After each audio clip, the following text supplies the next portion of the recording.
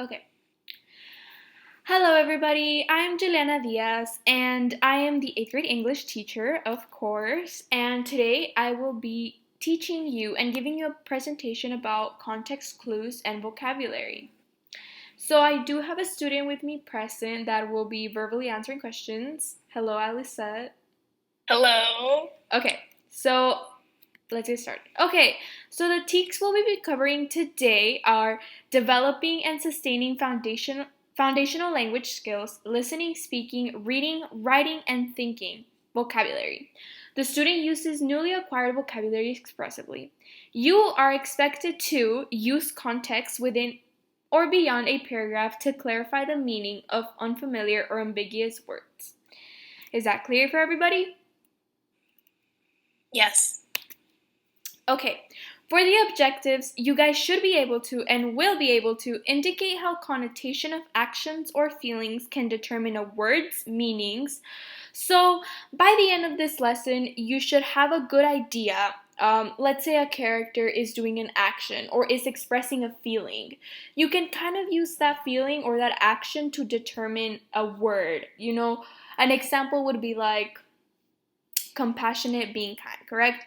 You should also be able to break down other words' meaning in a text to characterize an unfamiliar one. So if you have an unfamiliar word in the text, you should use the words around it, right, by the end of this lesson to kind of break down the meaning of the word you don't know. You also should recognize context clues leading to a definition. So hints and what context clues are that will lead to the definition of an unfamiliar word you don't know, okay? Yes. Awesome. So, do we use context clues every day? Yes. Okay, can someone please tell me how you use context clues? Can you think of a scenario in which you have used context clues before? When something goes missing and it's around the house, I can kind of figure out, okay, who uses what. Wow, that's a great example. So, see, that's really good because right now, I'm not teaching you guys something like, wow, never seen before, completely new. We're actually just bringing a knowledge that we already take in every day and we're just applying it to vocabulary in our English class. So, for example, when you're trying to determine an outcome, you use context clues, correct? Like, what do I think will happen tomorrow? What do I think the weather will be tomorrow? Well, I mean, we're in November, it's been cold. I looked at my weather app. So all of those context clues can lead you to determine an outcome or come to a conclusion, correct? Yes. So now that you guys have like an idea that, wow, we use context clues every day, we're not learning anything new. Well, we are learning something new, but it's something that I feel like you guys can already work with because, come on, context clues. Now, what are context clues? Ali, can you give me an idea? Whenever you hear the word context clues, what do you think of or what happens in your head? Kind of like you use context within your surroundings to figure out and gather clues to figure out a certain situation that's going on. Perfect. That is perfect. Now, do you think it would be easy for you guys to apply that same logic to a text? Yes. Awesome. Okay, so let's look at what are context clues. Context clues include in a text synonyms and antonyms. Does anybody know what synonyms and antonyms are? Synonyms equal same, antonyms equal opposite. Yes, perfect. Indirect definition. Does anybody know how an indirect definition would look like?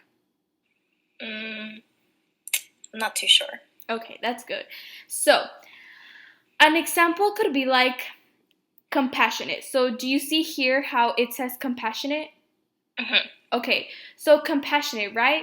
By the way she treats everyone kindly. So it's not telling you directly what the word compassionate means, but instead it's giving you an idea of what compassionate could mean. Now, another example of context clues include work part. An example would be, oh, I have an overload of homework. You can take that unfamiliar word, which is overload, right? And you can break it into two parts. Overload. What does over mean? Too much of something. Yeah, and load? too much of something again. Yeah, so like overload, it means you're having too much homework. Now, for context clues, we can also use logic, correct? Yes. An example of logic would be, oh, she's compassionate and the text is also telling me that she's kind. So if you put 2 and 2 together, compassionate might mean kind. Yes. And examples. So just examples of, an example of an unfamiliar word, maybe like overload, too much, and so on, so on. So it keeps on going with the examples, right? Yes. Okay. So now that we know what context clues are, we can use them to detect vocabulary in a text. So the way we can do this is by analyzing and infer using the elements. So for example, you have all of these elements, right? Now you're going to take these elements we learned and you're going to use them to analyze and infer. What is an inference, Alicette? Do you know what that is or have an idea? It's kind of like a estimate. Yeah, pretty much. So you use clues to make a good guess. And you also should be aware throughout the reading. I don't know if this happens to you guys. It happens to me sometimes, but I know I have a lot of friends who this happens to, and it's like they'll be reading a book, right? But as they're reading, they're thinking about something else. Does that happen to anybody? It happens to me a lot. Okay, well, if you want to find context clues, you're going to have to be aware of what you're reading because you cannot catch on to context clues unless you're aware of what you're reading. So you might have a little bit of trouble with that, but as long as you catch yourself and you are like, okay, what was I doing? Come on, I gotta get back on track, okay? And just form inferences. Okay. So we're going to put it to practice, but don't get scared, guys. I will guide you through the practice, okay? So what we're going to do is I'm going to guide you through an excerpt, right? And it has vocabulary words. So we're going to elaborate on words and how to use context clues, and we're going to discuss the definitions, and then I'm going to ask questions, okay, guys? Awesome. Okay. So this is an excerpt from The Alchemist, and I'm going to read it for you guys, or do you guys prefer to read it silently? I can read it silently. Okay. Well, let me know when the class is done, okay? Okay.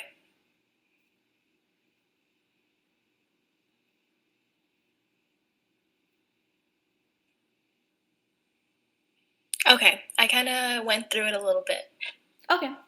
So, Alicette, did you see the words, or the class itself, did you guys see the words that were marked in red? Yes, those caught my eye. Okay. Well, Alicette, did you kind of use... Okay, so tell me, Alicette, what do you think the words mean based on the context clues? You can start with whatever word you want. I think we can start with mounted. Mm-hmm. So it says the strange horseman drew an enormous carved sword from a scabbard mounted on his saddle. Mm-hmm. If it's on his saddle and it was mounted, maybe he landed there? Yeah. So, like, you're imagining a saddle and he's on the saddle, right? Yes. So that's what you're imagining? Okay. How about enormous? What context clues do you think you could use for enormous? Well, in the excerpt, they're kind of exaggerating pretty much the way that everything that's going on. So enormous could mean larger. That's a very good guess. And what do you think of perched? Based on the whole sentence, what do you think perched can mean? It's a falcon perched on his left shoulder. If it's a bird, then that would probably mean he would be landing again on his shoulder. And astride. What do you think astride could mean? Astride the animal was a horseman dressed completely in black. Maybe... I'm not too sure about that one. All right, that's fine, because guess what? I'm going to review the definition with you guys and tell you how you can find context clues in order to determine the meanings. So let's get into it. All right, so Alicette, you were right about most of these. Let's start with mounted.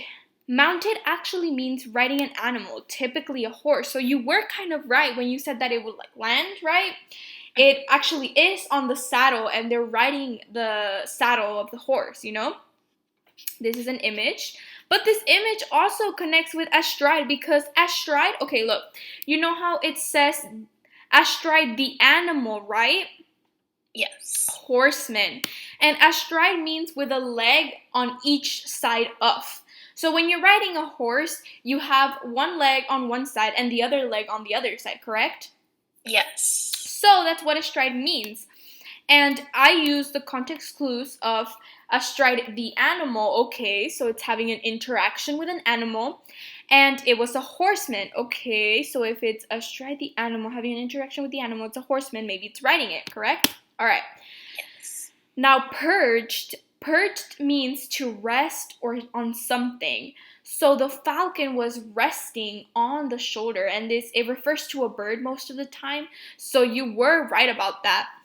And enormous, it does mean very large in size, quantity, or extent. So you did a very good job in using context clues to determine the definitions.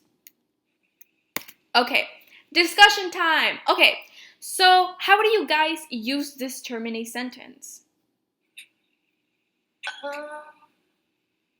What term? Yeah, like any term, any vocabulary term, how do you use it in a sentence? Okay. I'm going to use perched. I like the word perched from the previous excerpt. I personally want a parrot so that way it could perch on my shoulder while I take a walk in the neighborhood. Wow, that was good, Alicette. Good job. Okay. What are other context clues that you can kind of connect with these terms? So like what idea or what word or what action or what feeling can you kind of like connect with any of these words? Like perched or the previous excerpt? Any word. You can choose any word from the excerpt. Okay. Oops. Well, when it came to perched, I knew that, okay, if a falcons have little small legs, and obviously their only action is to land on things. So perch, it kind of makes sense using the logic form of leads that they would be perching onto an object. That's good. Okay, and have you ever experienced or thought like the meaning of the term but you didn't know what word to use, you know? Like maybe you thought, oh, how do I, okay, that's good. You know, that happens to all of us actually. Sometimes we'll be like, oh, how do I explain this or how do I say this? And it's really just that we need to, you know, expand on our vocabulary. What do you think can be some synonyms or antonyms for any of these words? Maybe like enormous? What could be a synonym or antonym for enormous? Maybe tiny or little. Okay. Or is that for synonym or antonym? Antonym. Okay, yeah, that makes sense. And synonym can maybe be massive. I like that. That's good. Large. Yes. Yeah. Okay, that's perfect, Alicette. Okay, so now you guys are going to do a student activity. But you guys can either pick or choose which student activity you would like to do. So let me kind of explain how these student activities will work, okay? Okay.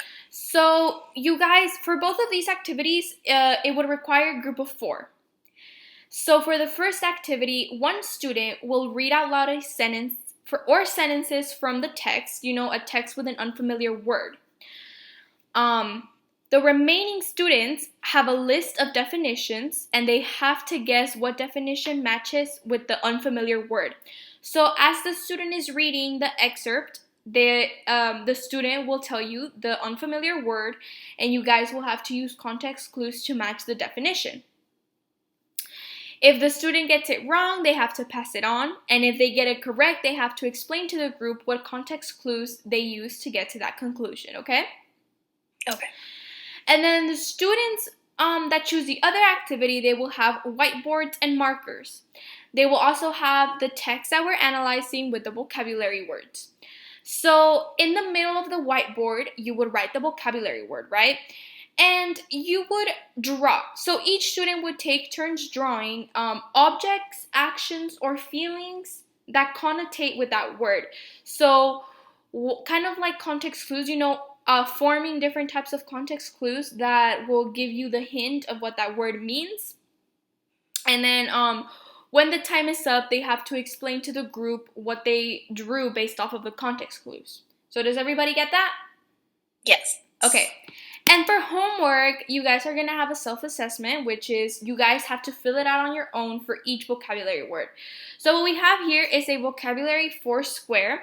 And what you guys are going to do is you're going to put the word in the middle. And you're going to write the definition. You're going to use it in a sentence. You're going to write a synonym and an antonym. And you're going to draw a picture. So does everybody understand what to do for the self-assessment? Yes. Okay, well, that is it for the class. You guys will get in your activities, and I hope I elaborated everything correctly. Any questions? No questions. Thank you. Thank you. Have a